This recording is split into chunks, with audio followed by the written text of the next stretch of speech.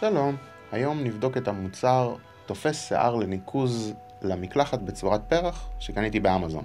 הרכבתי את המוצר במקלחת, אני חייב לציין, ההתקנה ממש פשוטה, לקח פחות מדקה ולא דרש כלים בכלל.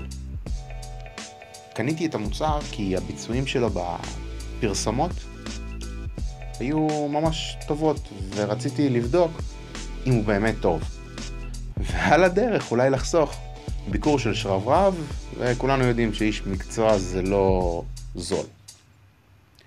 התקנתי את המוצר ונתתי לו לרוץ בערך חודש, ואני רוצה לציין שבבית גרים 2 אנשים, גבר ואישה, והשימוש במקלחת הוא יומי.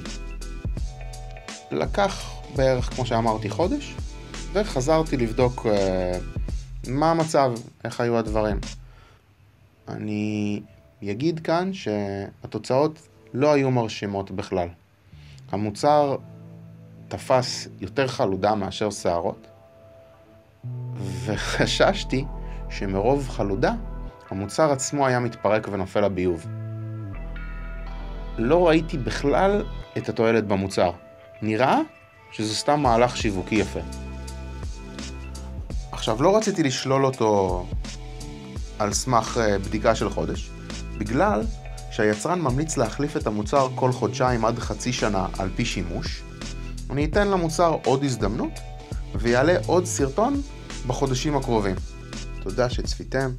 אני לא ממליץ על המוצר, אבל אם אתם בכל זאת רוצים לנסות בעצמכם, אני אוסיף קישורים למוצר בתיאור הסרטון. תשתפו אותי בתגובות מה הניסיון שלכם עם תופס השיער. תודה. ניפגש בסרטון הבא.